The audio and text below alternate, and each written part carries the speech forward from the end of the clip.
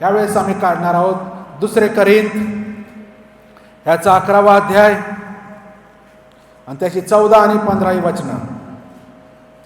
2 Corinth 11, 14 आणि 15 जर आपल्याला मिळालं असेल तर प्रभू येशूच्या नावात मी वाचतो.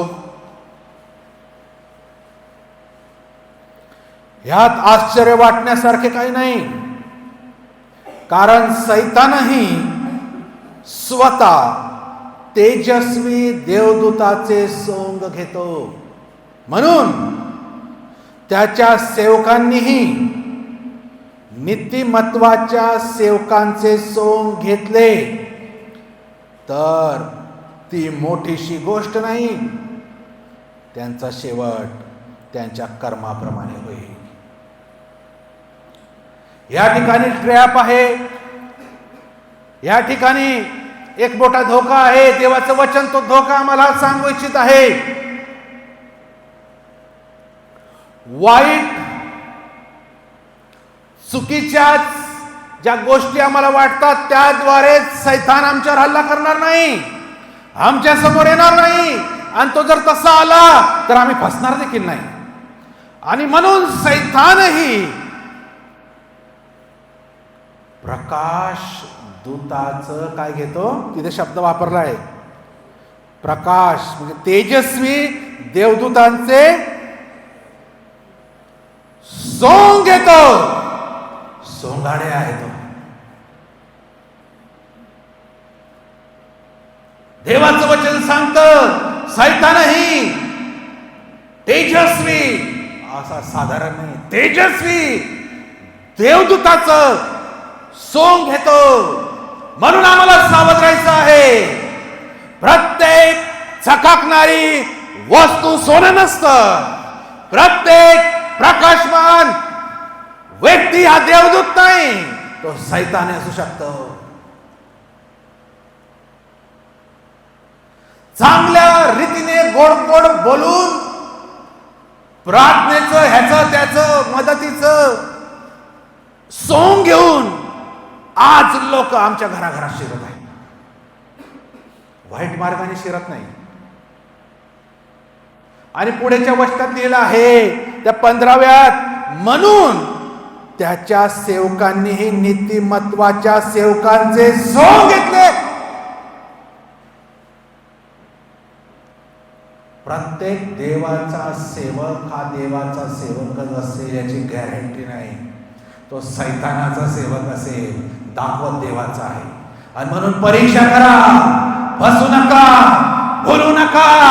कारण जर सैतान प्रकाशमय देवदूताचं सोंग घेतो तर तो काही करू शकतो आम्हाला फसवण्यासाठी. याकोबाचं पत्र 1 अध्याय त्याची 12 ते 15.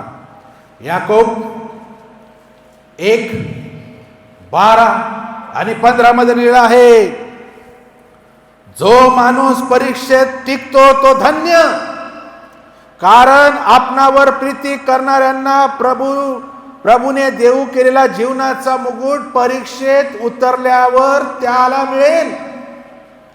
कोणाची परीक्षा होत असता देवाने मला मोहात घातले असे त्याने म्हणू नये, कारण देवाला वाईट गोष्टींचा मोह होत नाही आणि तो स्वतः कोणाला मोहात पाडित नाही. तर प्रत्येक माणूस आपल्या वासनेने ओढला जातो व भुलविला जातो, तेव्हा मोहात पडतो. मग वासना गर्भवती होऊन पापाला जन्म देते आणि पाप परिपक्व झाल्यावर मरणास उपजविते. देव कधी वाईट गोष्टींच्या द्वारे मनुष्याला मोहात पाडत नाही. देव परीक्षा घेतो पण वाईट गोष्टींमध्ये मोहात पाडत नाही. या ठिकाणी आपण भरपूर काही गोष्टी ऐकल्या, पण आज एक प्रामुख्याने फक्त गोष्ट आम्ही पाहणार आहोत आणि ती म्हणजे 14वं वचन या याकोबाच्या पहिल्या याकोबाच्या पत्राचं पहिला अध्यायाच्या 14व्या वचनामध्ये दिलेलं आहे, तर प्रत्येक माणूस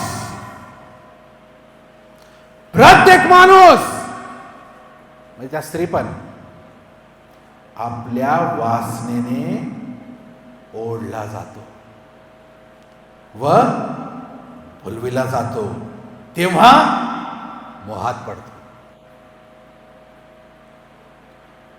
डायरेक्ट कोणी मोहात पडत नाही. पहिले काय होतं, वासना ओढते, मग तो व्यक्ती भुलविला जातो, मग तो मोहात पडतो. मग काय होतं, ती जी वासना आहे ती काय होती, गर्भवती होती आणि गर्भवती होऊन पापाला जन्म देते आणि पाप परिपक्व झाल्यावर मरण येतं. जुन्या करारात मी म्हणते बरं का, नवीन करारात मोह, वासना, पाश, सैतान आम्हाला वाईट गोष्टींद्वारे मोहात पाडतो. प्रकाशमय दूताचं तो सोंग घेतो, चांगल्या गोष्टी दाखवतो, पण त्या फक्त आम्हाला अडकविण्यासाठी असतात. नंतर त्याचा शेवट वाईट होत जातो. कितीतरी उदाहरणं आहेत. सलमोन राजा एका मुंगीला सांगतो, अरे मूर्खा, त्या मुंगीकडे जाऊन शहाणा हो, तिचं वर्तन बघ, छोटासा कीटक. आम्हाला निसर्ग देवाने ज्या पशु पक्षी बनवलंय त्यांच्याकडून शिकण्याची गरज आहे. किती हुशार आहेत ते. एक वेळेस ते भुलविले जात नाही, ठकविले जात नाही, पण मनुष्य जात.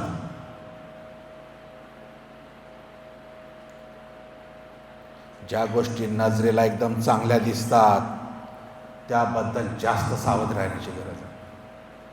ज्या वाईट दिसतात त्याबद्दल तर सावध राहा, पण ज्या चांगल्या दिसतात त्याबद्दल तर अधिक सावध राहा.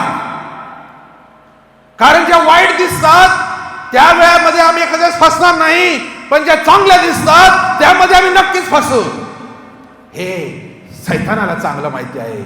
म्हणून तो प्रकाशमय देवदूताचं सोंग घेतो आणि आज सोंगाड्या घरोघरी फिरतो. पुष्कळ लोक त्याला घेऊनच फिरतात. चर्चमध्ये आल्यावर वेगळा चेहरा, चर्चच्या बाहेर गेल्यावर वेगळा चेहरा. लोकांना दिसावं म्हणून काही दान धर्म करतात. एकांतात कोणी भिकारी दिसला तर हाकलून लावतात. सोंग, धार्मिकतेचं सोंग, याचं सोंग, त्याचं सोंग. तो सोंगाड्या आहे. खूप प्रार्थना करतो म्हणून खूप चांगला आहे, हा उपास करतो म्हणून खूप चांगला आहे, हा गीत गातो म्हणून खूप चांगला आहे, हा मोठे मोठे संदेश देतो म्हणून खूप चांगला आहे, असं नाही. हे धार्मिकता फाजील आहे.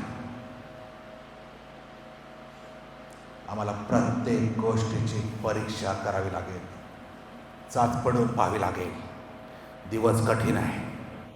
सैतान एक वेळ सोडणार नाही, एक जागा सोडणार नाही, एक दगड पालथा केल्याशिवाय राहणार नाही. आम्हाला फसवण्यासाठी, आम्हाला अडकवण्यासाठी, आम्हाला मोहात पाडण्यासाठी, आम्हाला पापात पाडून आम्हाला मारण्यासाठी तो एक क्षण चुकवणार नाही. प्रश्न आमचा आहे, आम्ही भोळ्यासारखं जातो की ज्ञानवंतांसारखं वागतो. म्हणून मागच्या वेळेस आम्ही पाहिलं की सभोवताली नजर टाकून नीट जपून चाला. दिवस वाईट.